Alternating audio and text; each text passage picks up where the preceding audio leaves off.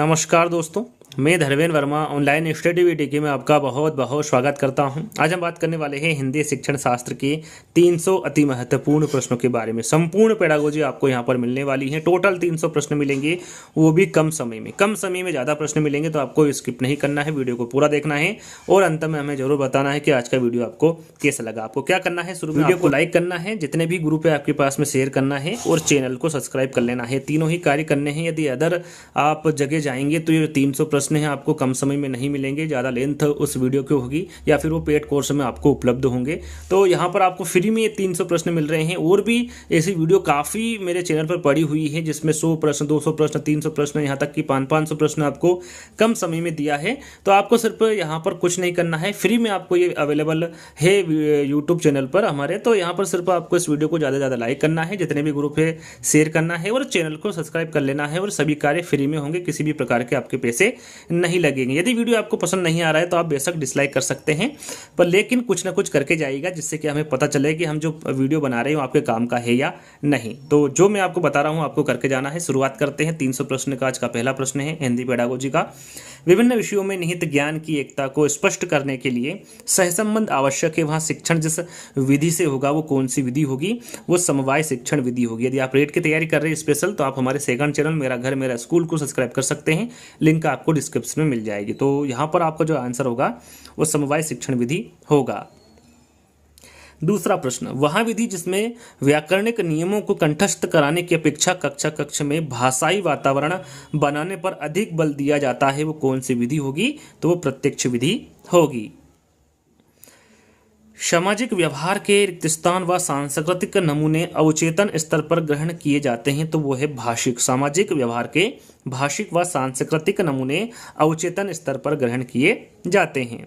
विद्यार्थी की उपलब्धियों व कमियों का निरंतर रिकॉर्ड रखा जाता है, तो ये सतत मूल्यांकन द्वारा रखा जाता है। याद रखिएगा, विद्यार्थियों की उपलब्धियों व कमियों का जो निरंतर रिकॉर्ड रखा जाता है वो सतत मूल्यांकन द्वारा रखा जाता है। संश्लेषण विधि में सिखाने की जो प्रक्रिया है वो कौन सी विधि होगी? तो वो उद्बोधन विधि होगी। याद रखिएगा, संश्लेषण विधि में सिखाने की जो प्रक्रिया होगी वो उद्बोधन विधि के द्वारा होगी।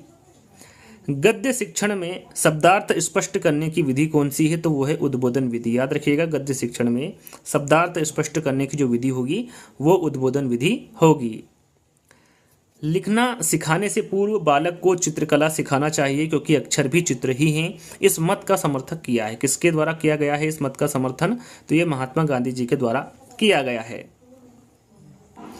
हर्बट उपागम के पद है। हर्बट उपागम ने कितने पद बताए हैं? सभी को पता है, 5 पद बताए हैं। 5 पद कौन कौन से? पहला है प्रस्तावना, दूसरा है प्रस्तुतिकरण, तीसरा है तुलना, चौथा है नियमीकरण और 5वां है प्रयोग। ये 5 पद बताए हैं हर्बट ने उपागम के। शिक्षण में इकाई का संपत्ति किसकी देन है? तो ये हेनरी सी मॉरिसन की है। याद रखिएगा, शिक्षण में इकाई की संपत्ति ये हेनरी सी मॉरिसन की देन है।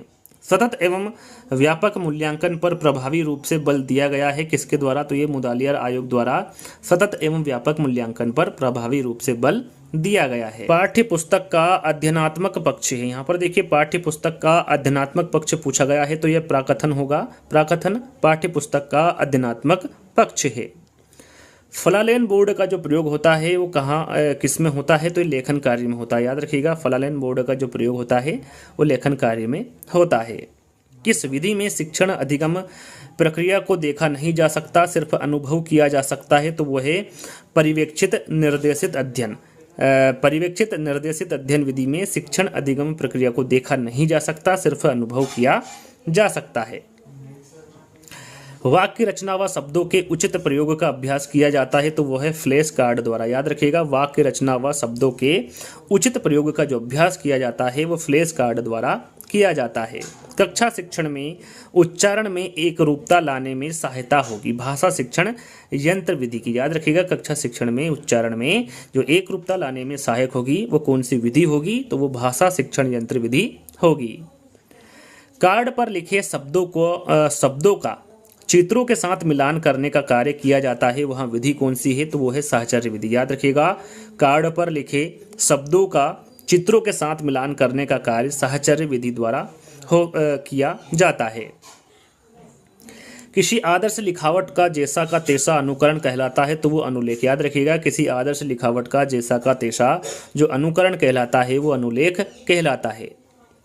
न्यूनतम साधनों के माध्यम से सिद्धांत व तथ्यों के स्पष्ट स्पष्टीकरण की विधि है तो वो है प्रदर्शन विधि। कौन सी विधि होगी? प्रदर्शन विधि होगी। वह शिक्षण विधि जिसमें वे अध्यापक शिक्षण करें जो विषयगत योग्यताओं एवं कौशलों की दृष्टि से एक दूसरे से पूरक हो, वो कौन सी विधि होगी? तो वो दल शिक्षण विधि होगी। स्वगति, स्वमूल्यांकन, प्रतिपुष्टि आदि से संबंधित विधि है तो ये है अभिक्रमित अनुदेशन विधि। याद रखिएगा, स्वगति, स्वमूल्यांकन और प्रतिपुष्टि आदि से जो संबंधित विधि होगी वो अभिक्रमित अनुदेशन विधि होगी। वैचारिक सामग्री है तो जो वैचारिक सामग्री है उसके अंतर्गत मूल विषय वस्तु होगी। किसके अनुसार भाषा संसार का नादमय चित्र है, ध्वनिमय स्वरूप है, यहाँ विश्व की हृदय तंत्र की झनकार है, किसके स्वर में यहाँ अभिव्यक्ति पाई जाती है? तो ये किसके स्वर में अभिव्यक्ति पाई जाती है? तो ये सुकुमार कवि सुमित्रा नंदन पंत के में अभिव्यक्ति ये पाई जाती है। भाषा के कितने आधार होते हैं? तो भाषा के दो आधार होते हैं, एक तो होता है लिखित और दूसरा होता है मौखिक। उसे भौतिक और अभौतिक भी कहते हैं। तो भाषा के कितने आधार होते हैं? दो आधार होते हैं। वहाँ विधि जिसका प्रयोग चारों भाषाई कौशलों के विकास हेतु किया जाता है, वहाँ विधि कौन सी है? तो वह है अनुकरण विधि। याद रखिएगा, वहाँ विधि अनुकरण विधि है जिसका प्रयोग चारों भाषाई कौशलों के विकास हेतु किया जाता है। यहाँ पर कमेंट्स के माध्यम से बताएगा, क्यूज के तौर पर देखिएगा, यहाँ पर आंसर दीजिएगा कि जो चार भाषाई कौशल है वो कौन कौन से है, कमेंट्स के माध्यम से बताइएगा। और सीरियल बाय बताइएगा, पहला कौन सा, दूसरा कौन सा, तीसरा कौन सा है और चौथा कौन सा है भाषाई कौशल, तो कमेंट्स के माध्यम से बताइएगा। श्रवण दृश्य साधन है तो श्रवण दृश्य साधन के अंतर्गत चलचित्र होगा। नाट्य का संबंध किस ज्ञानेंद्रियों से है? तो नाट्य का जो संबंध है वो कान व आंख जो ज्ञानेंद्रियां होती हैं उससे होता है। सत्र की समाप्ति पर प्रयुक्त मूल्यांकन है तो यह संकल्पनात्मक मूल्यांकन है। सत्र की समाप्ति पर जो प्रयुक्त मूल्यांकन होगा वो संकल्पनात्मक मूल्यांकन होगा। प्रश्न 28वां प्रश्न है, पियाजे के अनुसार भाषा अन्य संज्ञानात्मक तंत्रों की भांति परिवेश के साथ किसके माध्यम से ही विकसित होती है? तो ये अंतःक्रिया के माध्यम से विकसित होती है। भाषा हमारी रिक्तस्थान को व्यवस्थित करती है तो ये किसको व्यवस्थित करती है? विचार प्रक्रिया को व्यवस्थित करती है भाषा हमारी। भाषा शिक्षण पर विदेशी भाषा में दक्षता सीखने वाले की रिक्तस्थान पर ही ज़्यादा निर्भर करती है। तो राइट आंसर आपका होगा कि भाषा शिक्षण पर विदेशी भाषा में दक्षता सीखने वाले की अभिवृत्ति और अभिप्रेरणा पर ही ज़्यादा निर्भर करती है। कौन सी विधा का अनिवार्यता स्वर पठन किया जाना अपेक्षित है? तो वो है एकांकी। याद रखिएगा, एकांकी विधा का अनिवार्यता स्वर पठन किया जाना अपेक्षित है। नर्सरी तथा प्राथमिक स्तर पर कविता शिक्षण की सर्वश्रेष्ठ प्रणाली, यहाँ पर देखिए सर्वश्रेष्ठ प्रणाली आपको बताना है नर्सरी तथा प्राथमिक स्तर पर कविता शिक्षण की, तो वो है गीत तथा नाट्य प्रणाली। ये सर्वश्रेष्ठ प्रणाली है नर्सरी तथा प्राथमिक स्तर पर कविता शिक्षण की। मौखिक अभिव्यक्ति का आवश्यक गुण है, यहाँ पर देखिए मौखिक अभिव्यक्ति का आवश्यक गुण पूछा गया है तो वह है उच्चारण की शुद्धता। मूल्यांकन का क्षेत्र परीक्षा से होता है, किस प्रकार का होता है? तो वो विस्तृत होता है। याद रखिएगा, जो मूल्यांकन का क्षेत्र है वो परीक्षा से विस्तृत होता है। चिकित्सात्मक अध्यापन को कहा जाता है, तो चिकित्सात्मक अध्यापन को क्या कहा जाता है? उपचार कहा जाता है। पाठ्यपुस्तक रचना के सोपान का क्रम है, यहाँ पर देखिए पाठ्यपुस्तक रचना के सोपान का क्रम आपको बताना है, क्रम से बताना है। तो पहला है विषय सामग्री का चयन, दूसरा है स्तरीकरण और तीसरा है प्रस्तुतिकरण। ये क्रम से दिया गया है पाठ्यपुस्तक रचना के सोपान। सत्य असत्य परीक्षण कहलाता है, तो जो सत्य असत्य परीक्षण है ये एकांतर प्रत्युत्तर परीक्षण कहलाता है। विचारात्मक अधिगम में सबसे महत्वपूर्ण भूमिका किसकी होती है? तो ये मस्तिष्क की होती है। याद रखिएगा, विचारात्मक अधिगम में जो सबसे महत्वपूर्ण भूमिका होती है ये मस्तिष्क की होती है। रंगमंच अभिनय विधि है तो ये नाटक की है, जो रंगमंच अभिनय विधि होगी ये नाटक की विधि होगी। A.S. ब्लूम ने शिक्षा में कौन सा नवीन आयाम दिया है? तो वह मूल्यांकन उपागम। याद रखिएगा, जो ब्लूम ने शिक्षा में नवीन आयाम दिया है वो मूल्यांकन उपागम दिया है। प्रोजेक्ट विधि में शिक्षा प्रदान की जाती है तो ये जीवन उपयोगी शिक्षा। याद रखिएगा, प्रोजेक्ट विधि में जो शिक्षा प्रदान की जाती है वो जीवन उपयोगी शिक्षा की जाती है। पढ़ने की कुशलता का विकास करने के लिए क्या जरूरी है? तो इसके लिए बच्चों को विविध प्रकार की विशेष सामग्री उपलब्ध कराई जाए, ये जरूरी है पढ़ने की कुशलता का विकास करने के लिए।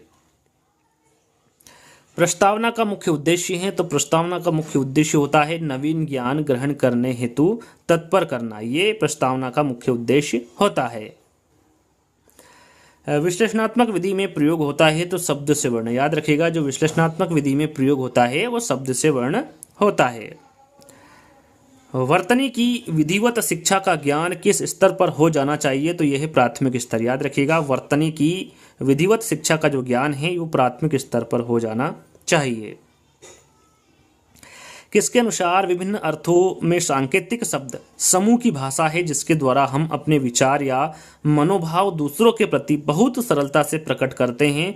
तो वो है किसके अनुसार पूछा गया है? तो ये किसके अनुसार बताया गया है? ये आचार्य किशोरी दास वाजपेयी के द्वारा बताया गया है। फिर इनके अनुसार विभिन्न अर्थों में सांकेतिक शब्द समूह की भाषा है जिसके द्वारा हम अपने विचार या मनोभाव दूसरों के प्रति बहुत सरलता से प्रकट करते हैं। पढ़ना सिखाने के लिए साहचर्य प्रणाली का निर्माण किसने किया है? तो ये मोंटेसरी ने किया है, याद रखिएगा पढ़ना सिखाने के लिए जो साहचर्य प्रणाली का निर्माण किया है वो मोंटेसरी के द्वारा किया गया है। यदि हम चाहते हैं कि विद्यार्थियों की भाषा पर पूरा पूरा अधिकार हो तो उन्हें ऐसे लेखकों की रचना पढ़ने को दी जाए जिनका भाषा पर अच्छा अधिकार है। यह कथन किस शिक्षण विधि के संदर्भ में कहा गया है? तो यह कथन भाषा संसर्ग शिक्षण विधि के संदर्भ में कहा गया है। इकाई किसी समस्या या योजना से संबंध जोड़ने वाली क्रियाओं की समग्रता या एकता को प्रकट करती है। इकाई विधि का यहाँ कथन किसका है? तो यहाँ पर जो कथन दिया गया है ये थॉमस एम रिस्क के द्वारा दिया गया कथन है। सूक्ष्म अध्यापन नियंत्रित अभ्यास का सूत्र है जिसमें एक विशिष्ट अध्यापन व्यवहार को नियंत्रित दशाओं में सीखना संभव है। यह जो कथन है ये किसका है? तो यहाँ पर जो कथन दिया गया है ये एलन यू के द्वारा दिया गया कथन है। सूक्ष्म शिक्षण चक्र की अवधि होती है, सभी को पता है कि सूक्ष्म शिक्षण चक्र की जो अवधि होती है वो 36 मिनट की होती है। इसमें जो पाठ योजना होता है उसमें शिक्षण 6 मिनट का होता है, प्रतिपुष्टि 6 मिनट का होता है, पुनः योजना 12 मिनट का होता है, पुनः शिक्षण 6 मिनट का होता है और फिर अंत में पुनः प्रतिपुष्टि होती है जो कि 6 मिनट का होता है। टोटल कितना हो गया? 36 मिनट। तो याद रखिएगा सूक्ष्म शिक्षण चक्र की जो अवधि होती है वो 36 मिनट की होती है। कहीं कहीं अलग अलग भी पूछा जाता है कि शिक्षण कितने मिनट का होता है? 6 मिनट का होता है। प्रतिपुष्टि के बारे में पूछे तो ये भी 6 मिनट का होता है। पुनः योजना का पूछे तो आपको पता होना चाहिए 12 मिनट का होता है। पुनः शिक्षण का पूछे तो ये 6 मिनट का होता है और पुनः प्रतिपुष्टि का पूछे तो ये 6 मिनट का होता है। यानी कि आप देख सकते हैं यहाँ पर शिक्षण, प्रतिपुष्टि, पुनः शिक्षण और पुनः प्रतिपुष्टि ये 6-6 मिनट का होता है, लेकिन जो पुनः योजना है ये 12 मिनट का होता है। इसको आपको ध्यान में रखना है, कहीं कहीं अलग अलग भी पूछा जाता है। अगला प्रश्न, बोलना मनुष्य को पूर्णता तक पहुंचाता है लेकिन लिखना आदमी को परम शुद्ध बनाता है। कौशल के संबंध में यह कथन किसका है? तो यहाँ पर जो कथन दिया गया है यह अरस्तु का कथन है। अनुकरण के कितने प्रकार होते हैं? तो अनुकरण के 3 प्रकार होते हैं। कौन कौन से? लिखित अनुकरण, उच्चारण अनुकरण और रचना अनुकरण। यह 3 प्रकार का अनुकरण होता है। बुलेटिन बोर्ड है, जो बुलेटिन बोर्ड है ये किस प्रकार का बोर्ड है? तो ये दृश्य सामग्री है। याद रखिएगा बुलेटिन बोर्ड एक दृश्य सामग्री है। एक बालक जरूरत से ज्यादा अपने आप को असमर्थ समझ रहा है, वहाँ हीन भावना ग्रंथि से पीड़ित है और आत्मविश्वास खो बैठा है। एक शिक्षक के नाते आप उसका उपचार करेंगे। किस प्रकार करेंगे? तो ये सहानुभूतिपूर्ण व्यवहार से उसका उपचार आप करेंगे एक शिक्षक के नाते। किस शिक्षा शास्त्री के अनुसार स्कूल एक भाग है, अध्यापक एक माली है और बच्चे पौधे के समान है? तो किस शिक्षा शास्त्री के अनुसार है? तो ये फ्रोबेल के अनुसार स्कूल एक भाग है, अध्यापक एक माली है और बच्चे पौधे के समान हैं।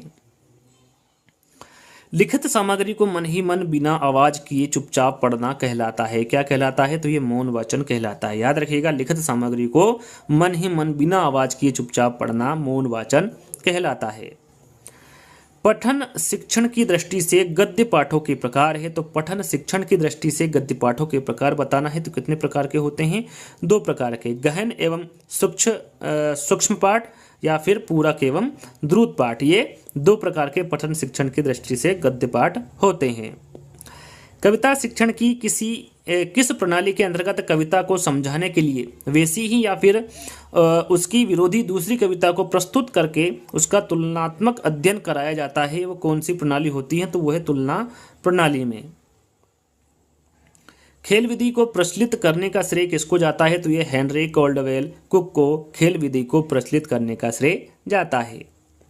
किसके अनुसार सूक्ष्म शिक्षण समस्त शिक्षण को लघु क्रियाओं में बांटना है? तो यह है डी एलन के अनुसार सूक्ष्म शिक्षण समस्त शिक्षण को लघु क्रियाओं में बांटना है।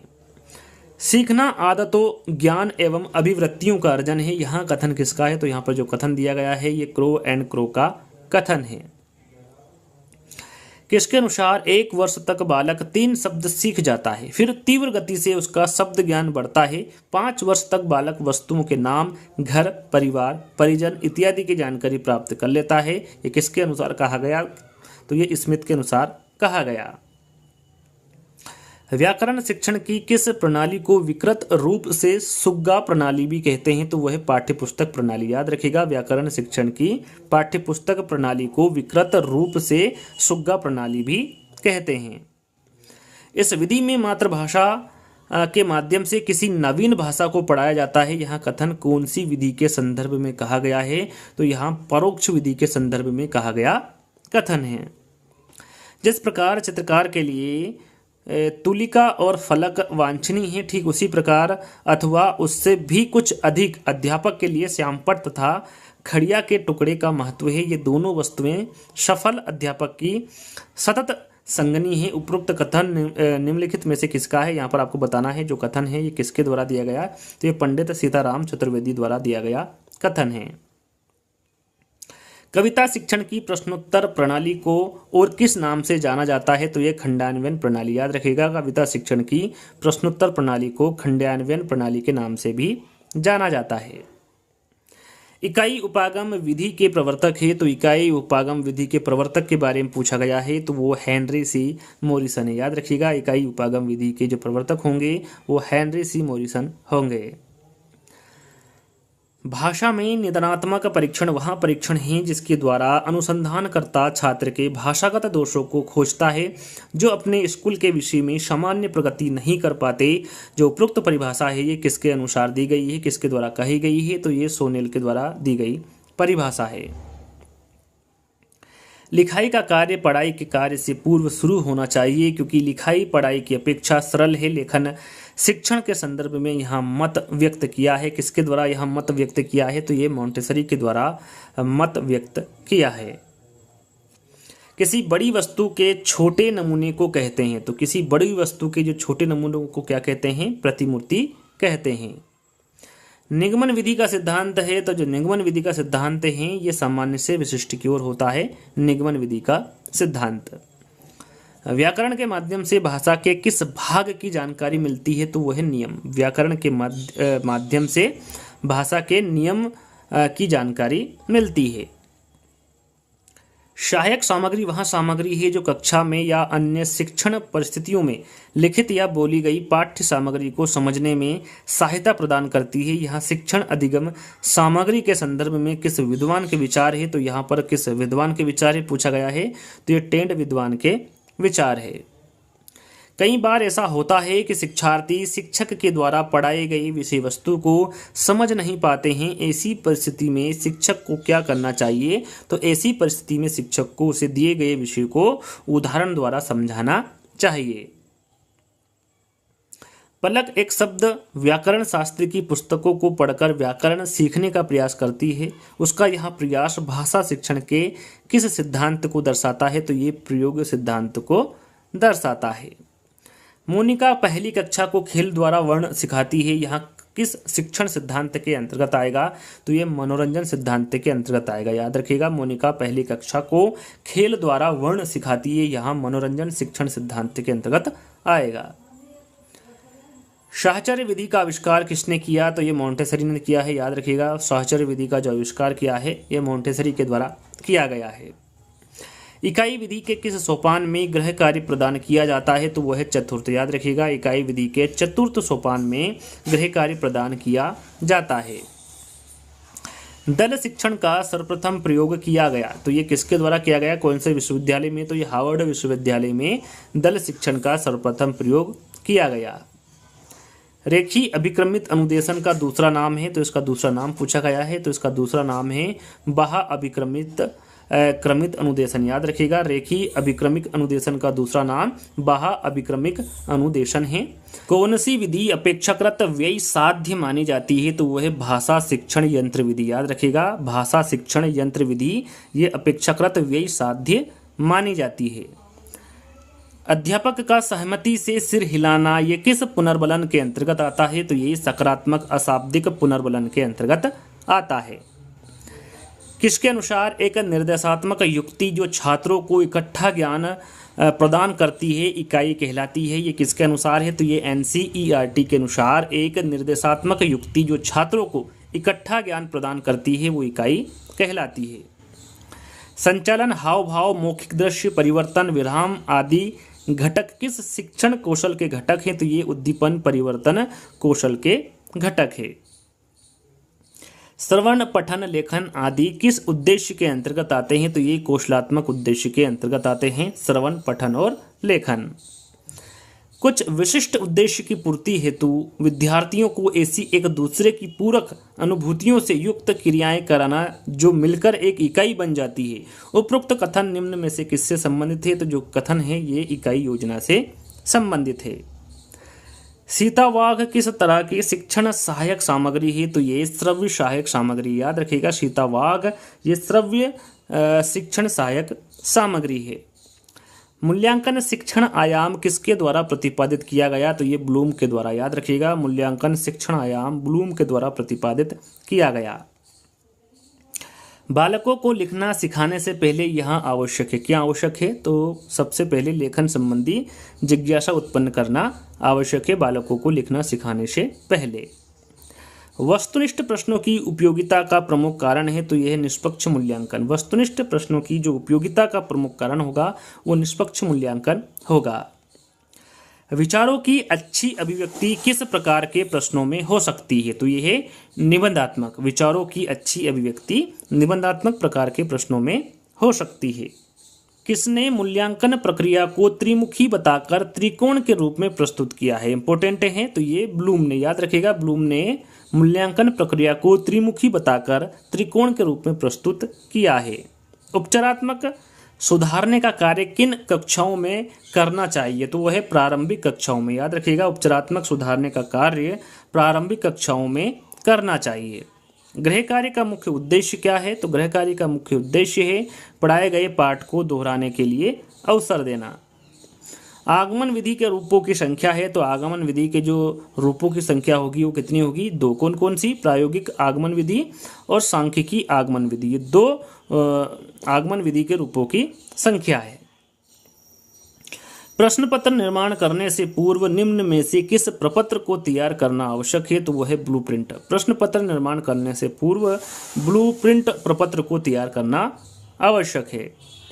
मौखिक अभिव्यक्ति कौशल का विकास करने का सशक्त माध्यम है, तो वह है वाद विवाद। मौखिक अभिव्यक्ति कौशल का जो विकास करने का सशक्त माध्यम होगा वो वाद विवाद विधि होगा। भाषा दक्षता का प्रारंभिक कौशल है, देखिए भाषा दक्षता का प्रारंभिक कौशल पूछा गया है, तो वो है सुनना। भाषा शिक्षक का विशेष अनिवार्य गुण है, तो वह शुद्ध उच्चारण। याद रखिएगा, भाषा शिक्षक का जो विशेष अनिवार्य गुण होता है वो शुद्ध उच्चारण होता है। भावात्मक पक्ष के मापन हेतु उपयुक्त मापनी है, तो वो है अभिवृत्ति मापनी। याद रखिएगा, भावात्मक पक्ष के मापन हेतु जो उपयुक्त मापनी होगी वो अभिवृत्ति मापनी होगी। योजना शिक्षण विधि के प्रवर्तक है, तो यहाँ पर योजना शिक्षण विधि के प्रवर्तक पूछा गया है, तो वो है किलपैट्रिक। किलपैट्रिक योजना शिक्षण विधि के प्रवर्तक है। भाषाई कौशल यथा सुनना, बोलना, पढ़ना एवं लिखना का विकास किस कक्षा तक पूर्ण हो जाना चाहिए, तो यह है कक्षा 5। भाषाई कौशल सुनना, बोलना, पढ़ना एवं लिखना का जो विकास है वो कक्षा 5 तक पूर्ण हो जाना चाहिए। श्रवण कौशल को विकसित करने के लिए उपयुक्त प्रणाली है, तो वह है खेल प्रणाली। याद रखिएगा, श्रवण कौशल को विकसित करने के लिए जो उपयुक्त प्रणाली होगी वो खेल प्रणाली होगी।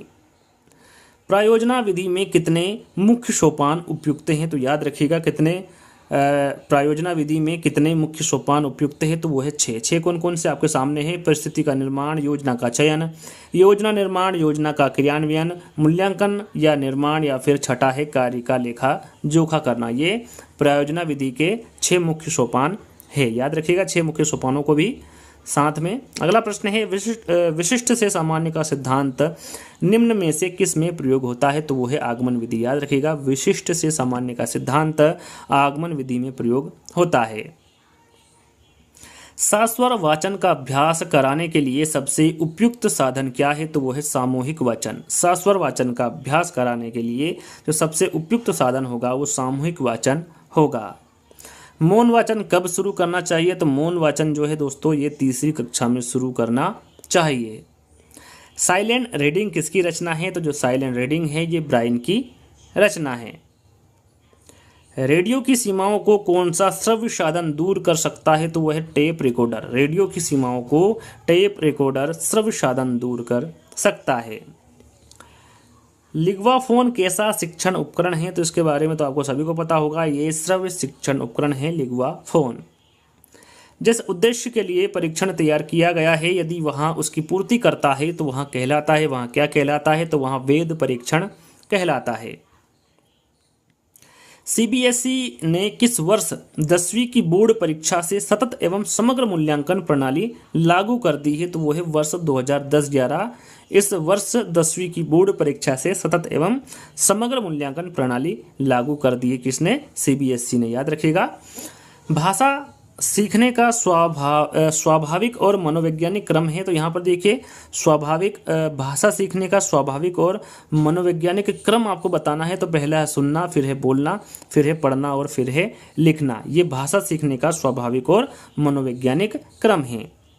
निगमन विधि है, तो जो निगमन विधि है ये एक अमनोवैज्ञानिक विधि है। रचना शिक्षण के मुख्य रूप होते हैं। रचना शिक्षण के मुख्य रूप कितने होते हैं? 2 होते हैं, मौखिक रचना और लिखित रचना। पाठोपरांत मूल्यांकन किसे कहते हैं? तो यहाँ पर पाठ पढ़ाने के बाद का जो मूल्यांकन होता है उसे पाठोपरांत मूल्यांकन कहते हैं। प्रारंभिक अवस्था में बालक भाषा कह सकता है या फिर सीख सकता है? तो ये श्रवण, निरीक्षण और अनुकरण के द्वारा प्रारंभिक अवस्था में बालक भाषा सीख सकता है। अगला प्रश्न, वाक्य विश्लेषण के शिक्षण हेतु उपयुक्त विधि है? तो वो है आगमन विधि। वाक्य विश्लेषण के शिक्षण हेतु जो उपयुक्त विधि होगी वो आगमन विधि होगी। बालक परिवार में रहकर कैसी भाषा सीख जाता है? तो वो है बोलचाल की भाषा। बालक परिवार में रहकर बोलचाल की भाषा सीख जाता है। किसके माध्यम से समतल पर बिखरी सामग्री को बहुत तेज प्रकाश द्वारा पर्दे पर प्रतिबिंबित किया जा सकता है? तो वो है एपिडाइस्कोप के माध्यम से। एपिडाइस्कोप के माध्यम से समतल पर बिखरी सामग्री को बहुत तेज प्रकाश द्वारा पर्दे पर प्रतिबिंबित किया जा सकता है। शिक्षण में सबसे महत्वपूर्ण कार्य है? तो वह है उद्देश्य निर्धारण। शिक्षण में जो सबसे महत्वपूर्ण कार्य होगा वो उद्देश्य निर्धारण होगा। शैक्षिक मूल्यांकन के कितने उद्देश्य होते हैं? तो शैक्षिक मूल्यांकन के 3 उद्देश्य होते हैं। कितने होते हैं? 3। कौन कौन से? शिक्षण उद्देश्य, अधिगम अनुभव और व्यवहार परिवर्तन। ये शैक्षिक मूल्यांकन के उद्देश्य होते हैं। निदान की परीक्षण विधि के प्रकार होते हैं? तो निदान की परीक्षण विधि के जो प्रकार होते हैं वो 2 होते हैं, दार्शनिक विधि और निदानात्मक परीक्षण। ये निदान की परीक्षण विधि के प्रकार होते हैं। शिक्षार्थियों के सतत एवं समग्र मूल्यांकन पर प्रभावी जोर दिया गया है। तो ये मुदालियर आयोग की सिफारिशों में शिक्षार्थियों के सतत एवं समग्र मूल्यांकन पर प्रभावी जोर दिया गया है। प्रोजेक्ट विधि को सर्वप्रथम किस वैज्ञानिक ने शिक्षा प्रणाली का व्यवहारिक रूप दिया है? तो यह है किलपैट्रिक। याद रखिएगा प्रोजेक्ट विधि को सर्वप्रथम किलपैट्रिक ने शिक्षा प्रणाली का व्यवहारिक रूप दिया है। ब्लूम ने मूल्यांकन आयाम के कितने सोपान बताए हैं? तो ब्लूम ने मूल्यांकन आयाम के 3 सोपान बताए हैं। कितने बताए हैं? 3। कौन कौन से? शैक्षिक उद्देश्यों का निर्धारण करना, अधिगम की अनुभव प्रदान करना और व्यवहार परिवर्तन का मूल्यांकन करना। ये 3 सोपान बताए हैं ब्लूम ने मूल्यांकन आयाम के। अधिगम अनुभव केंद्रीय इकाई योजना में किस पर अधिक बल दिया जाता है? तो वह छात्र अनुक्रिया पर। याद रखिएगा अधिगम अनुभव केंद्रीय इकाई योजना में छात्र अनुक्रिया पर अधिक बल दिया जाता है।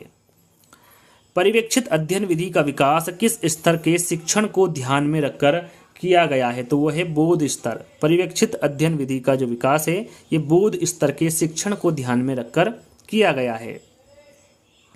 कौन सी विधि उदाहरण द्वारा प्रारंभिक व्यवहार का आधार और शिक्षण की प्रकृति की विधि मानी जाती है? तो यह है प्रदर्शन विधि। प्रदर्शन विधि उदाहरण द्वारा प्रारंभिक व्यवहार का आधार और शिक्षण की प्रकृति की विधि मानी जाती है। विद्यार्थियों की अधिगम योग्यता, ग्रहणशीलता व प्रस्तुत विषय वस्तु संबंधी कठिनाई को समझने के लिए शिक्षक को क्या करना चाहिए? शिक्षक को क्या करना चाहिए? बोध प्रश्न करवाना चाहिए। विद्यार्थी की अधिगम योग्यता, ग्रहणशीलता व प्रस्तुत विषय वस्तु सबसे कठिनाई को समझाने के लिए शिक्षक को बोध प्रश्न करना चाहिए। मनोवैज्ञानिक दृष्टिकोण से सूक्ष्म शिक्षण किस मनोवैज्ञानिक के अधिगम सिद्धांत पर आधारित है? तो यह है B.F. स्किनर। याद रखिएगा, मनोवैज्ञानिक दृष्टिकोण से सूक्ष्म शिक्षण B.F. स्किनर मनोवैज्ञानिक के अधिगम सिद्धांत पर आधारित है। किस विधि में भाषा व्यवहार पुष्टि के लिए पखवाड़े तक कार्य गोष्ठी की जा सकती है? तो यह है दूरस्थ शिक्षण विधि। दूरस्थ शिक्षण विधि में भाषा व्यवहार पुष्टि के लिए पखवाड़े तक कार्य गोष्ठी की जा सकती है। रसानुभूति पाठ का संबंध होता है, तो रसानुभूति पाठ का जो संबंध है ये भावात्मकता से होता है। उच्च प्राथमिक स्तर पर भाषा का सर्वोपरि उद्देश्य है, तो निजी अनुभवों के आधार पर भाषा सृजनशील इस्तेमाल ये उच्च प्राथमिक स्तर पर भाषा का सर्वोपरि उद्देश्य है। उच्च प्राथमिक स्तर पर व्याकरण शिक्षण की सर्वाधिक उचित विधि है, तो वो है आगमन विधि। उच्च प्राथमिक स्तर पर व्याकरण शिक्षण की जो सर्वाधिक उचित विधि होगी वो आगमन विधि होगी। बच्चों का भाषाई विकास सर्वाधिक रूप से निर्भर करता है, तो ये समृद्ध भाषा परिवेश पर बच्चों का जो भाषाई विकास है ये सर्वाधिक रूप से निर्भर समृद्ध भाषा परिवेश पर करता है। उच्च प्राथमिक स्तर पर भाषा सीखने सिखाने की प्रक्रिया में परिवार, पड़ोस, विद्यालय के साथ साथ अत्यंत महत्वपूर्ण भूमिका निभाते हैं, तो यह है संचार माध्यम। याद रखिएगा, संचार माध्यम उच्च प्राथमिक स्तर पर भाषा सीखने सिखाने की प्रक्रिया में परिवार, पड़ोस, विद्यालय के साथ साथ अत्यंत महत्वपूर्ण भूमिका निभाते हैं। अहम केंद्रित भाषा की संकल्पना किसके साथ घनिष्ठ रूप से जुड़ी है? तो ये है पियाजे। याद रखिएगा, अहम केंद्रित भाषा की जो संकल्पना है ये पियाजे के साथ घनिष्ठ रूप से जुड़ी है। वाइगोत्स्की के अनुसार भाषा सीखने, शब्दों को अर्थ देने में किसकी भूमिका को नकारा नहीं जा सकता? तो ये सामाजिक अंतःक्रिया की भूमिका को नकारा नहीं जा सकता। गद्य शिक्षण के द्रुत पाठ में अधिक ध्यान दिया जाता है, तो किसका ध्यान अधिक दिया जाता है? तो ये अर्थबोध। याद रखिएगा, गद्य शिक्षण के द्रुत पाठ में जो अधिक ध्यान दिया जाता है वो अर्थबोध का दिया जाता है। एक समान उच्चारित होने वाले शब्द किस विधि में एक साथ सिखाए जाते हैं? तो वो है ध्वनि साम्य विधि। एक समान उच्चारित होने वाले शब्द ध्वनि साम्य विधि में एक साथ सिखाए जाते हैं।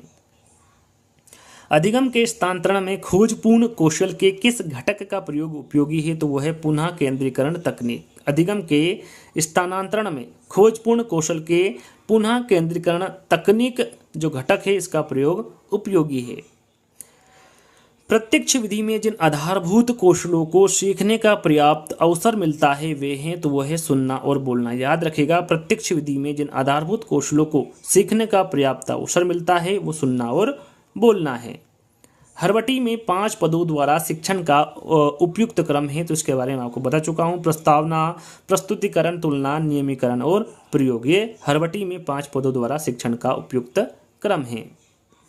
मातृभाषा और सीखी जाने वाली द्वितीय भाषा दोनों का भाषा वैज्ञानिक विश्लेषण प्रस्तुत करने हेतु प्रभावी विधि है, तो वह है व्यतिरेक विधि। याद रखिएगा, व्यतिरेक विधि यहाँ पर आपका राइट आंसर होगा। अनुवाद विधि सिद्धांत का पालन करती है ज्ञात से अज्ञात की ओर। याद रखिएगा, जो अनुवाद विधि सिद्धांत है इसका जो पालन करती है वो ज्ञात से अज्ञात की ओर करती है।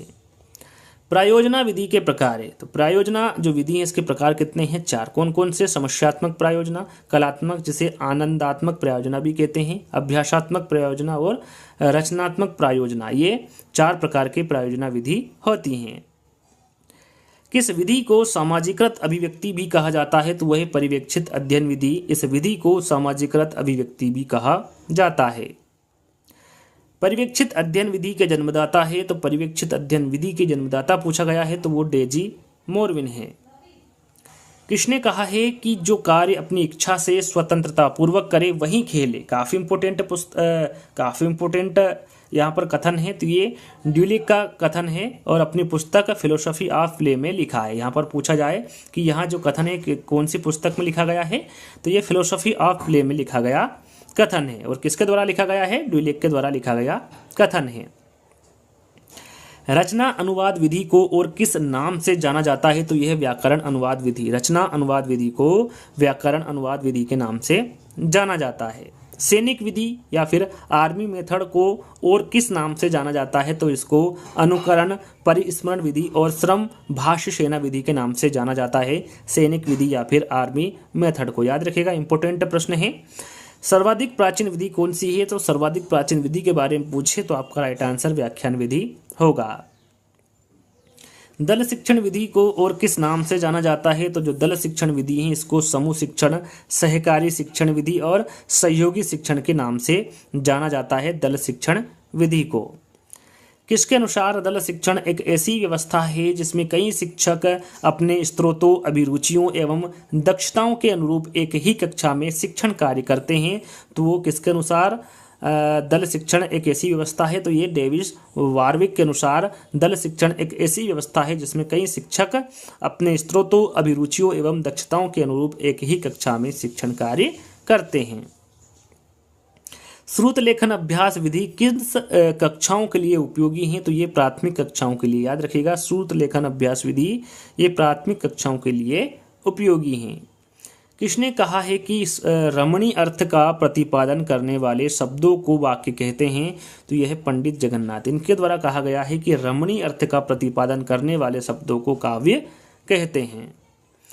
किसने कहा है कि जिस प्रकार आत्मा की मुक्तावस्था ज्ञान दशा कहलाती है, हृदय की इसी मुक्ति साधना के लिए मनुष्य की वाणी जो शब्द विधान करती है वही कविता कहलाती है। कविता शिक्षण को ही प्रशिक्षण कहा जाता है। यहाँ किसके द्वारा कहा गया है? तो ये आचार्य शुक्ल द्वारा कहा गया है। कविता की गीत विधि किस कक्षाओं के लिए उपयोगी है? तो कविता की गीत विधि के बारे में पूछा गया है, तो ये पूर्व प्राथमिक व प्राथमिक कक्षाओं के लिए उपयोगी है कविता की गीत विधि। किस विधि की उत्पत्ति दार्शनिक सुकरात की प्रश्नोत्तर विधि से हुई है? तो वो खंड्यान्वयन विधि है, याद रखिएगा। खंड्यान्वयन विधि की उत्पत्ति दार्शनिक सुकरात की प्रश्नोत्तर विधि से हुई है। किस विधि का जन्म सुकरात की समस्या समाधान विधि से हुआ है? तो वह है दंड्यान्वयन विधि, याद रखिएगा। दंडान्वयन जो विधि है इनका जो जन्म है ये सुकरात की समस्या समाधान विधि से हुआ है। गद्य शिक्षण की सर्वश्रेष्ठ विधि कौन सी है? तो गद्य शिक्षण की सर्वश्रेष्ठ विधि के बारे में पूछा गया है, तो आपका राइट आंसर अर्थबोध विधि होगा। सस्वर वाचन का अभ्यास कराने के लिए सबसे उपयुक्त साधन क्या है? तो वह है आदर्श वाचन। सस्वर वाचन का अभ्यास कराने के लिए जो सबसे उपयुक्त साधन होगा वो आदर्श वाचन होगा।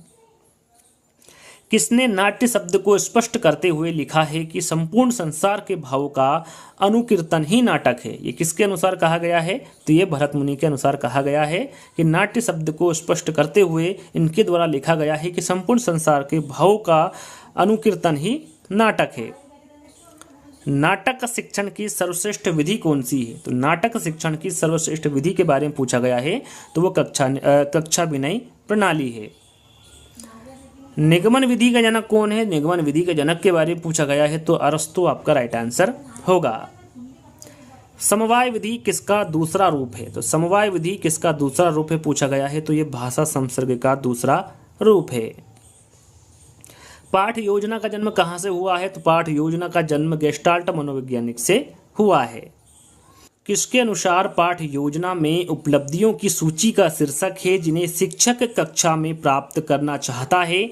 इनमें वे सभी साधन तथा क्रियाएं भी आएगी जिनकी सहायता से वे उपलब्धि प्राप्त की जाती है। यहाँ पर जो कथन दिया गया है किसके द्वारा दिया गया है? तो यहाँ कथन एल.एन. विनिंग के द्वारा दिया गया कथन है। किसके अनुसार कक्षा में जाने से पूर्व शिक्षक को पूरी जानकारी कर लेना चाहिए, क्योंकि शिक्षक की प्रगति के लिए कोई बात इतनी बाधक नहीं है जितनी कि शिक्षण की पूर्ण तैयारी। यह कथन किसके द्वारा कहा गया है? तो ये डेविस महोदय के द्वारा कहा गया कथन है। किसके अनुसार दैनिक पाठ योजना के निर्माण में उद्देश्यों को परिभाषित करना, पाठ्य वस्तु का चयन करना तथा उसे क्रमबद्ध रूप से व्यवस्थित करना तथा प्रस्तुतिकरण की विधियों तथा प्रक्रिया का निर्धारण करना है। यहाँ पर जो दिया गया कथन है ये किसके द्वारा दिया गया है, तो ये विनिंग एंड विनिंग के द्वारा दिया गया कथन है। किसके अनुसार मूल्यांकन एक त्रिपदी प्रक्रिया है। याद रखिएगा, पूछा जाए कि मूल्यांकन एक त्रिपदी प्रक्रिया है, किसके अनुसार, तो ये ब्लूम के अनुसार। याद रखिएगा, ब्लूम के अनुसार मूल्यांकन एक त्रिपदी प्रक्रिया है। यहाँ पर देखिए, शिक्षा त्रिपदी या फिर त्रिमुखी प्रक्रिया है। यहाँ किसके द्वारा कहा गया है, तो ये जॉन डेवी द्वारा कहा गया है कि जो शिक्षा है वो त्रिपदी या फिर त्रिमुखी प्रक्रिया है। उसी के साथ साथ एक और प्रश्न है, त्रिमुखी प्रक्रिया के बारे में पूछे तो आपका राइट आंसर जॉन डेवी होगा। और यदि शिक्षा द्विमुखी या फिर द्विध्रुवी प्रक्रिया के बारे में पूछे कि यह किसका कहना है, तो ये एडम्स का कहना है। पाठ योजना के प्रकार है, तो पाठ योजना के कितने प्रकार होते हैं, 3 प्रकार होते हैं। इकाई पाठ योजना, दैनिक पाठ योजना और वार्षिक पाठ योजना। 3 प्रकार की पाठ योजना होती हैं। थॉमस एंड रिस्क ने इकाई विधि के कितने सोपान बताएं। यदि पूछे डायरेक्ट है कि जो इकाई विधि है उसके कितने सोपान होते हैं, तो मैं आपको बता चुका हूं। यदि पूछे कि थॉमस एंड रिस्क ने इकाई विधि के कितने सोपान बताए हैं, तो उन्होंने कितने सोपान बताए हैं, 3 सोपान, प्रस्तावना, विकास और पूर्ति। ये 3 सोपान थॉमस एंड रिस्क के द्वारा इकाई के बताए गए हैं। हर्बर्ट स्पेंसर ने, देखिए यहाँ पर किसके अनुसार पूछा गया है, ये इंपॉर्टेंट है। हर्बर्ट स्पेंसर के द्वारा पूछा गया है कि इकाई विधि को इन्होंने कितने भागों में या फिर इन्होंने कितने सोपान बताए हैं या फिर कितने भागों में इन्होंने इकाई विधि को विभक्त किया है, तो 5 भागों में इन्होंने इकाई विधि को विभक्त किया है। किसने, हर्बर्ट स्पेंसर ने। कौन कौन से 5 भाग है, तो पूर्ण ज्ञान की खोज, प्रस्तुतिकरण, आत्मीकरण, संगठन और वाचन। ये 5 प्रकार से विभक्त किया गया है हर्बर्ट स्पेंसर ने इकाई विधि को। किसके अनुसार इकाई सार्थक एवं परस्पर संबंधी क्रियाओं की व्यापक संख्या है, जिसका विकास स्वरूप में होता है कि बालकों के उद्देश्यों की पूर्ति हो सके, उन्हें महत्वपूर्ण शैक्षिक अनुभव प्रदान किए जा सके और उन्हें वांछित व्यवहार परिवर्तन प्रतिफलित हो सके। यहाँ पर जो दिया गया कथन है ये किसका है, तो ये बोशिंग द्वारा दिया गया कथन है। मॉरिसन ने शिक्षण योजना में कितने सोपानों का अनुसरण किया जाता है मॉरिसन के द्वारा, तो ये 5 सोपानों का अनुसरण किया जाता है मॉरिसन की शिक्षण योजना में। कौन कौन से 5 सोपान हैं, पहला है योजना, दूसरा है प्रस्तुतिकरण, तीसरा है परिपाक, चौथा है व्यवस्था और 5वां है वर्णन। याद रखिएगा, 5 सोपानों का अनुसरण किया जाता है मॉरिसन की शिक्षण योजना में। कौन कौन से हैं इसके बारे में भी आपको पता होना चाहिए। भाषा के कौशल होते हैं, जैसा कि मैंने क्यूज के तौर पर आपको आंसर दिया था, प्रश्न दिया था, उसका आंसर आप दे चुके होंगे। नहीं दिया तो यहाँ पर उसका आंसर देख सकते हैं। भाषा के जो 4 कौशल होते हैं वो सुनना, बोलना, पढ़ना और लिखना होता है, और सभी को इसके बारे में पता है, साधारण सा प्रश्न है। शब्दोच्चारण के पूर्व बुद्धि के साथ मिलकर आत्मा पहले अर्थ ज्ञान प्राप्त करती है, तब मन बोलने की इच्छा से प्रेरणा प्राप्त करता है। यहाँ जो कथन है ये किसका है, किसके द्वारा दिया गया है, तो ये पाणिनि मुनि के द्वारा दिया गया कथन है।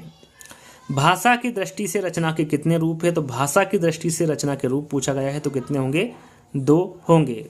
किसका मत है कि विचार को क्रमबद्ध करना, उनको शब्दों द्वारा व्यक्त करना, संवारना तथा सजाना ही रचना है। यहाँ किसका मत है, तो ये डॉक्टर रघुनाथ सफाया का मत है।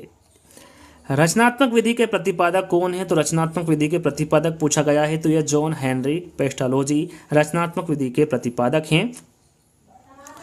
सूक्ष्म शिक्षण के जन्मदाता है, तो सूक्ष्म शिक्षण के जन्मदाता D.W. एलन है, सूक्ष्म शिक्षण के जन्मदाता।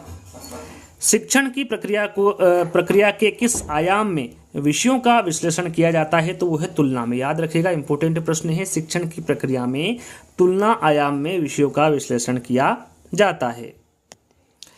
किसके अनुसार सूक्ष्म शिक्षण कम अवधि कम शिक्षण क्रियाओं वाली प्रविधि है, तो वह है B.M. शोर। B.M. शोर के अनुसार सूक्ष्म शिक्षण कम अवधि कम शिक्षण क्रियाओं वाली प्रविधि है। मूल्यांकन का शाब्दिक अर्थ क्या है, मूल्यांकन का शाब्दिक अर्थ होता है मूल्य का अंकन या फिर मूल्य का निश्चयीकरण करना, यह मूल्यांकन का शाब्दिक अर्थ होता है। किसके अनुसार मूल्यांकन वह निर्णय या विश्लेषण है जो विद्यार्थी के कार्य की प्राप्त सूचनाओं से निकाला जाता है। यहाँ कथन किसका है, तो ये क्लॉर व स्टार का कथन है। एक समान उच्चारित होने वाले शब्द जिस विधि में एक साथ सिखाए जाते हैं वो कौन सी विधि है? तो वो है ध्वनि साम्य विधि। इसमें एक समान उच्चारित होने वाले शब्द एक साथ सिखाए जाते हैं। मूल्यांकन वह पद्धति है जिसके द्वारा हम पूर्व निर्धारित उद्देश्यों, ध्येयों तथा लक्ष्यों की प्राप्ति की मात्रा को निर्धारित करते हैं। यह एक ऐसी प्रक्रिया है जिसके द्वारा शिक्षण में मूल्य तथा उद्देश्यों के मध्य तुलना की जाती है। यहाँ परिभाषा किसके द्वारा दी गई है? तो ये जेरोली मेक के द्वारा दी गई परिभाषा है। अधिगम के स्थानांतरण में खोजपूर्ण कौशल के किस घटक का प्रयोग उपयोगी है? तो वह है पुनः केंद्रीकरण तकनीक। अधिगम के स्थानांतरण में खोजपूर्ण कौशल के लिए पूर्ण केंद्रीकरण तकनीक का प्रयोग उपयोगी है। प्रत्यक्ष विधि में जिन आधारभूत कौशलों को सीखने का पर्याप्त अवसर मिलता है वहाँ क्या है? तो वहाँ सुनना और बोलना है। किसके अनुसार मूल्यांकन का आधार शैक्षिक उद्देश्य है? तो यह है ब्लूम के अनुसार मूल्यांकन का आधार शैक्षिक उद्देश्य हैं। किसके अनुसार मूल्यांकन का आधार शिक्षण उद्देश्य है? तो ये हर्बर्ट स्पेंसर, याद रखिएगा। इनके अनुसार मूल्यांकन का आधार शिक्षण उद्देश्य है। मातृभाषा और सीखी जाने वाली द्वितीय भाषा दोनों की भाषा वैज्ञानिक विश्लेषण प्रस्तुत करने हेतु प्रभावी विधि है। वो कौन सी विधि है? तो ये व्यतिरेक विधि है। निबंधात्मक परीक्षाओं में कौन सी परीक्षाएं अधिक विश्वसनीय होती हैं? तो वह है वस्तुनिष्ठ परीक्षाएं, याद रखिएगा। निबंधात्मक परीक्षाओं में वस्तुनिष्ठ परीक्षाएं अधिक विश्वसनीय होती हैं। अनुवाद विधि सिद्धांत का पालन करती हैं। तो ये ज्ञात से अज्ञात की ओर, याद रखिएगा। अनुवाद विधि सिद्धांत का जो पालन करती है वो ज्ञात से अज्ञात की ओर करती है। संस्कृत भाषा शिक्षण हेतु मूल्यांकन को कितने भागों में बांटा गया है? तो 2 भागों में, याद रखिएगा। पाठांतर्गत मूल्यांकन और पाठोपरांत मूल्यांकन, ये 2 भागों में बांटा गया है संस्कृत भाषा शिक्षण हेतु मूल्यांकन को। किस मूल्यांकन में पाठ के बीच बीच में शिक्षक बोध प्रश्नों द्वारा मूल्यांकन करता है, जिसके अंतर्गत उच्चारण, वाक्य प्रयोग एवं शब्द बोध का पता लगता है? तो वह है पाठांतर्गत मूल्यांकन। दूसरा मूल्यांकन मैंने आपको बताया था पाठोपरांत मूल्यांकन, वो इसी प्रश्न में दिया गया है कि किस मूल्यांकन में शिक्षक पुनरावृत्ति प्रश्नों द्वारा मूल्यांकन करता है, जिसके अंतर्गत वस्तुनिष्ठ प्रश्न, लघु उत्तरात्मक एवं निबंधात्मक प्रश्न होते हैं। वो कौन सा मूल्यांकन है? तो वो पाठोपरांत मूल्यांकन है। हिंदी भाषा हेतु मूल्यांकन को कितने भागों में बांटा गया है? तो हिंदी भाषा हेतु मूल्यांकन को 2 भागों में बांटा गया है। कौन कौन से आपके सामने हैं? परिमाणात्मक प्रविधियां और दूसरा है गुणात्मक प्रविधियां। ये 2 भागों में बांटा गया है हिंदी भाषा हेतु मूल्यांकन को। मूल्यांकन में कौन सी प्रविधियां अधिक उपयोगी, विश्वसनीय तथा वैध होती हैं? इन्हें प्राचीन विधियां भी कहा जाता है। तो ये कौन सा मूल्यांकन में कौन सी प्रविधि होती हैं? तो यह है परिमाणात्मक प्रविधियां, जो कि अधिक उपयोगी, विश्वसनीय तथा वैध होती हैं। इन्हें प्राचीन विधियां भी कहा जाता है।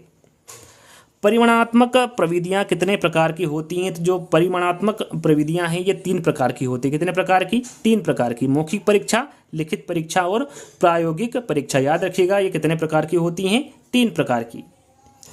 कौन सी विधि उदाहरण द्वारा प्रारंभिक व्यवहार का आधार और शिक्षण की प्राकृतिक विधि मानी जाती है? तो वह है प्रदर्शन विधि। याद रखिएगा, प्रदर्शन विधि उदाहरण द्वारा प्रारंभिक व्यवहार का आधार और शिक्षण की प्राकृतिक विधि मानी जाती है। विद्यार्थियों की अधिगम योग्यता, ग्रहणशीलता व प्रस्तुत विषय वस्तु संबंधी कठिनाई को समझने के लिए शिक्षक को क्या करना चाहिए? तो बोध प्रश्न को करवाना चाहिए। विद्यार्थियों की अधिगम योग्यता, ग्रहणशीलता व प्रस्तुत विषय वस्तु संबंधी कठिनाई को समझने के लिए। किस परीक्षा के द्वारा छात्रों की विचाराभिव्यक्ति, कल्पना शक्ति का परीक्षण किया जा सकता है? तो वह है लिखित परीक्षा। लिखित परीक्षा के द्वारा छात्रों की विचाराभिव्यक्ति, कल्पना शक्ति का परीक्षण किया जा सकता है।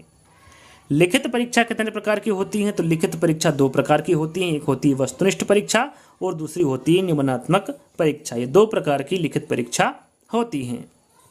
मनोवैज्ञानिक दृष्टिकोण से सूक्ष्म शिक्षण किस मनोवैज्ञानिक के अधिगम सिद्धांत पर आधारित है?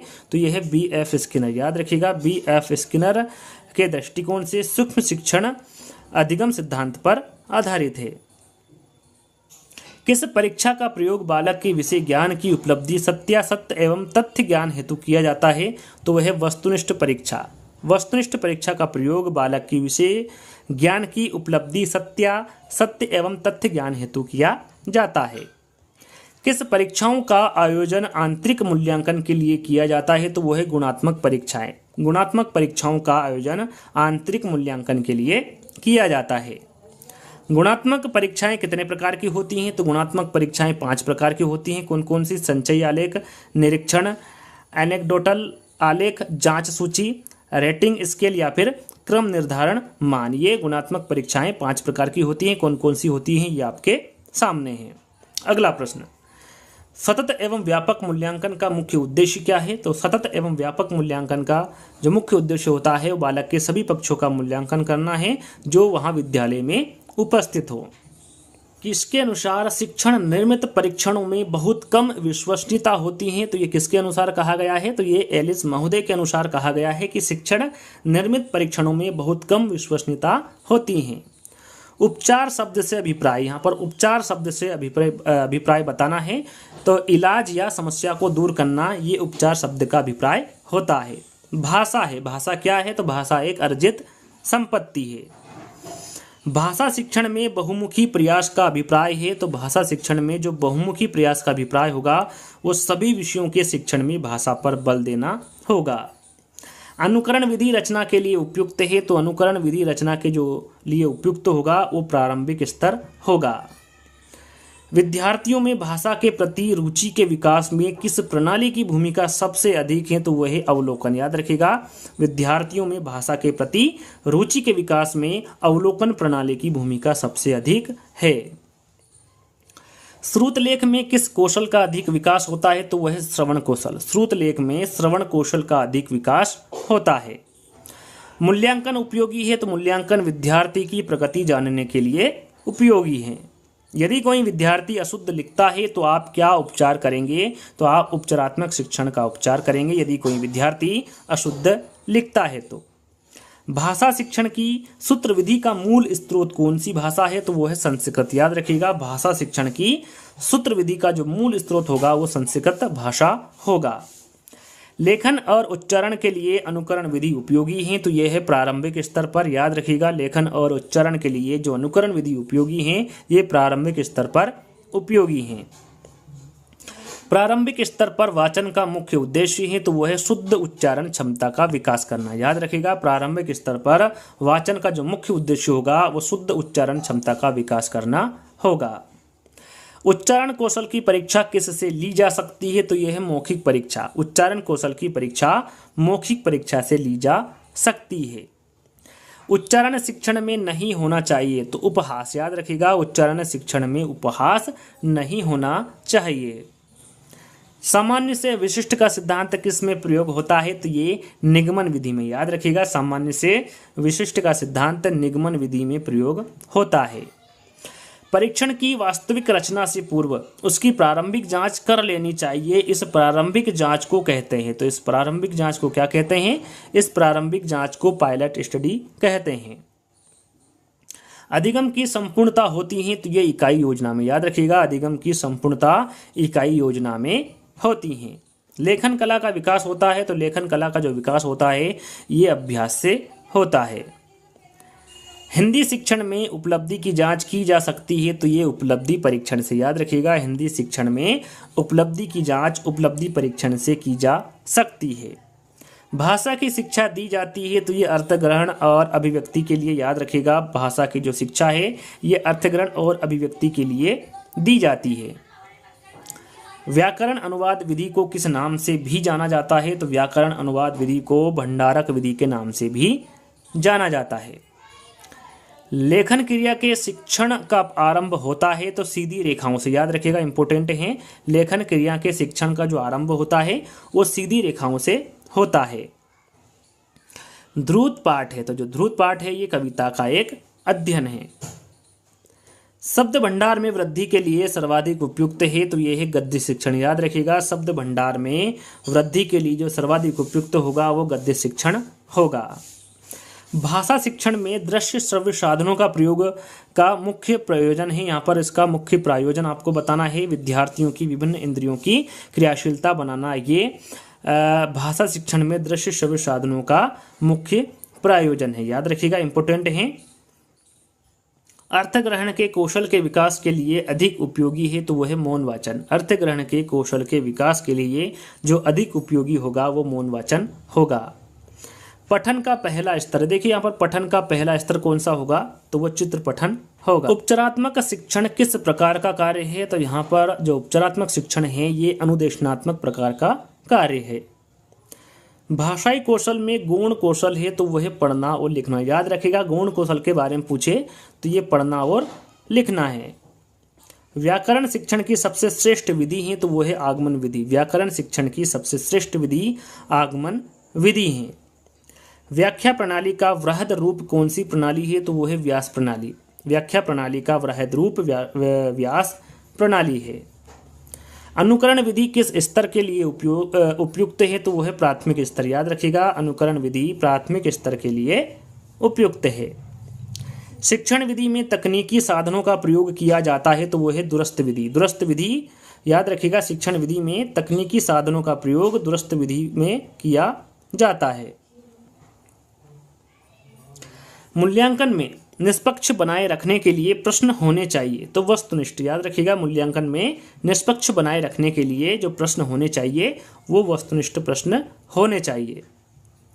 भाषा संसर्ग प्रणाली व्याकरण शिक्षा के किस पद पर बल देती है, तो वो है व्यवहारिक। भाषा संसर्ग प्रणाली व्याकरण शिक्षा के व्यवहारिक पद पर बल देती है। कक्षाभिनय प्रणाली का किस शिक्षण विधि में नाम लिया जाता है, तो वह है नाट्य विधि। कक्षाभिनय प्रणाली का नाट्य विधि शिक्षण विधि में नाम लिया जाता है। किस विधि में कक्षा के स्थान पर प्रयोगशाला होती है, तो वह है डाल्टन विधि। याद रखिएगा, डाल्टन विधि में कक्षा के स्थान पर प्रयोगशाला होती हैं। हिंदी शिक्षण में किस सहायक सामग्री का अधिक महत्व है, तो वह है श्यामपट्ट। हिंदी शिक्षण में श्यामपट्ट सहायक सामग्री का अधिक महत्व है। उच्चारण अभ्यास कब कराया जाता है, तो उच्चारण अभ्यास अनुकरण वाचन के बाद कराया जाता है। शिक्षण अधिगम प्रक्रिया के उपरांत छात्रों द्वारा ग्रहण किए गए अधिगम की जांच हेतु किए जाने वाला परीक्षण कहलाता है, तो वह है उपलब्धि परीक्षण। ये कौन सा परीक्षण कहलाता है, उपलब्धि परीक्षण कहलाता है। अहिंदी प्रदेशों में हिंदी का शिक्षण किया जाता है, तो यह है द्वितीय भाषा के रूप में। याद रखिएगा, अहिंदी प्रदेशों में हिंदी का जो शिक्षण किया जाता है यह द्वितीय भाषा के रूप में किया जाता है। रेडियो की सीमाओं को कौन सा श्रव्य साधन दूर कर सकता है, तो वह है टेप रिकॉर्डर। याद रखिएगा, रेडियो की सीमाओं को टेप रिकॉर्डर श्रव्य साधन दूर कर सकता है। व्यक्ति के व्यक्तित्व का दर्शन कराती है, तो वह भाषा। व्यक्ति के व्यक्तित्व का दर्शन भाषा कराती है। प्रश्नावली विधि का नाम है, तो प्रश्नावली विधि का नाम कागज पेंसिल विधि भी है। याद रखिएगा, पूछ जाए प्रश्नावली को और किस नाम से जाना जाता है, तो इसे कागज पेंसिल विधि के नाम से भी जाना जाता है।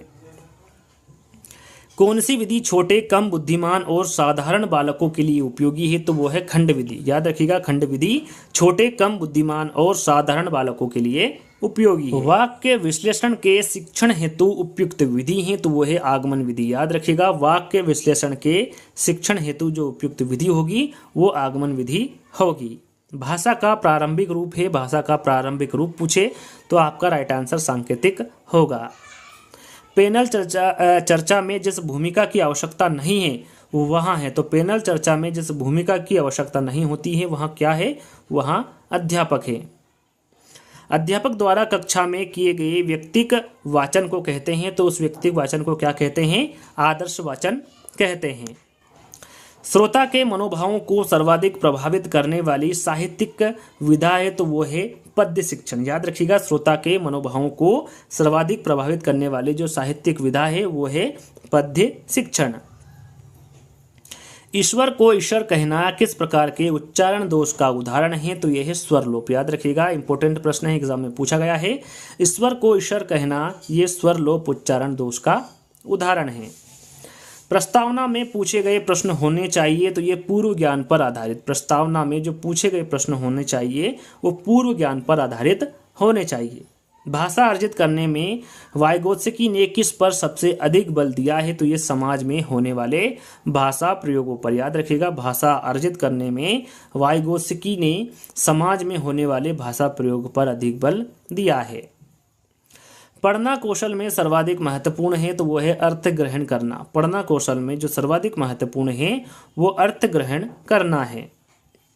मौखिक भाषा के आकलन का सर्वोत्तम तरीका है, तो वो है अनुभव बांटना व बातचीत करना। ये मौखिक भाषा के आकलन का सर्वोत्तम तरीका है। प्रयोग विधि को और क्या कहते हैं? तो प्रयोग विधि को और आगमन विधि भी कहा जाता है। किस विधा के शिक्षण के समय आप मौन पठन को महत्व देंगे? तो वो है निबंध। याद रखिएगा, निबंध विधा के शिक्षण के समय आप मौन पठन को महत्व देंगे। रायबर्न किस कक्षा से व्याकरण की शिक्षा प्रारंभ करना अच्छा मानते हैं? तो ये छठी से। याद रखिएगा, जो रायबर्न है ये छठी कक्षा से व्याकरण की शिक्षा प्रारंभ करना अच्छा मानते हैं। वार्षिक योजना प्रमुख रूप से उपयोगी है? तो वो है शिक्षक के लिए। याद रखिएगा, जो वार्षिक योजना प्रमुख रूप से किसके लिए उपयोगी है? तो ये शिक्षक के लिए उपयोगी है।